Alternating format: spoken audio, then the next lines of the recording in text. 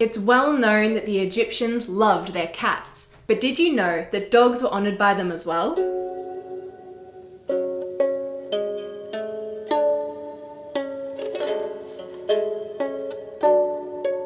Hello and welcome to World History Encyclopedia. My name is Kelly, and today we are looking at the god of mummification and the afterlife, and the patron of lost souls in Egyptian mythology, the jackal-headed god Anubis. Don't forget the easiest way to support us is by giving this video a thumbs up and subscribing to our channel so you don't miss out on any new uploads. We've also updated our Patreon with great new rewards like art prints and t-shirts. So if you'd like to support us via our Patreon, you can find the link down below. During the pre-dynastic period of Egypt between 6000 and 3150 BCE, Anubis was the most important god associated with death, and his prestige only grew during the Early Dynastic Period when he was depicted on royal tombs from the First Dynasty. In Anubis's animal form, he is depicted as a dog-jackal hybrid with black fur, a collar and a tail, and in his human form, he was depicted as a man with black skin and the head of a jackal. The black skin was a symbol both of the decay of the body and of the black fertile soil of the Nile, which represented regeneration and life. Anubis was, therefore, a transformative deity.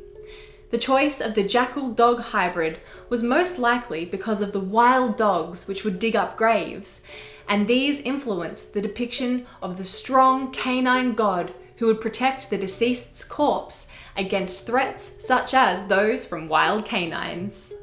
Anubis had many different epithets, which were short phrases that were associated with his different responsibilities. He was the foremost of the Westerners because the land of the dead was thought to lie in the west, and so most Egyptian cemeteries were on the western bank of the Nile, closer to the setting sun. The deceased were often referred to as Westerners. Anubis was also known as the Lord of the Sacred Land, referring to the area in the desert where the necropolis was located, and he who is in the place of embalming, which indicates his role in the mummification process, among with other epithets. Anubis was considered the Lord of the Dead, and the son of Ra and Hesat during the Early Dynastic Period and Old Kingdom, but later was assimilated into the myth of Osiris, and became the son of Osiris and Nephthys. Osiris then became the Lord of the Dead and was given the honorary title of First of the Westerners. After transitioning to the son of Osiris, Anubis was credited with the invention of mummification in order to preserve the corpse of Osiris, and was seen as Osiris's right-hand man and protector of the body after death. His daughter, Khebhat, brought cool water to the souls of the deceased and further associated Anubis with comfort after death.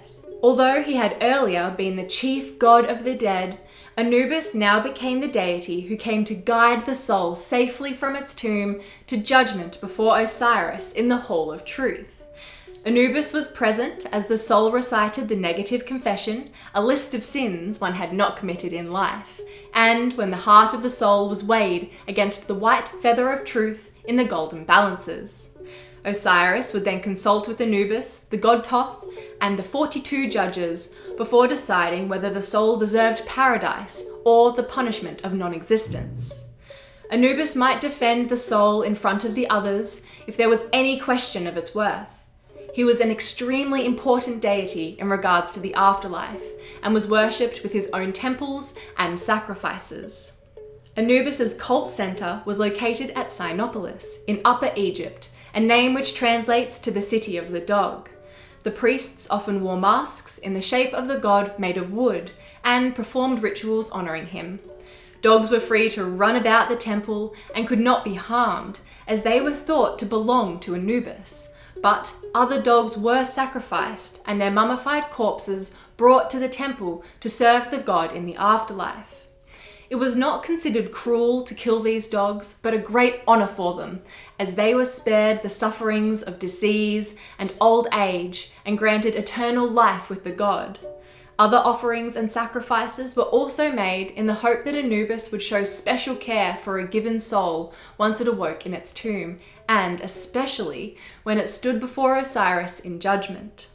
Anubis doesn't feature in many stories from ancient Egypt, which may have been due to his static job as Lord of the Dead in the Old Kingdom, and later due to how busy he was protecting souls and holding the scales of judgment in assistance to Osiris. However, his popularity continued throughout ancient Egypt's history as the god who assured the people they would be judged fairly in the afterlife, and their soul would be protected on its journey.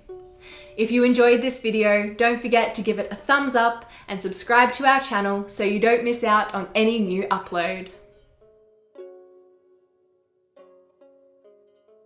This video was brought to you by World History Encyclopedia. For more great articles and interactive content, head to our website via the link below.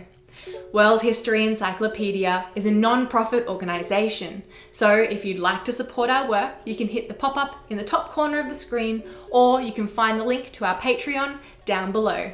Thank you so much for watching, and we'll see you soon with another video.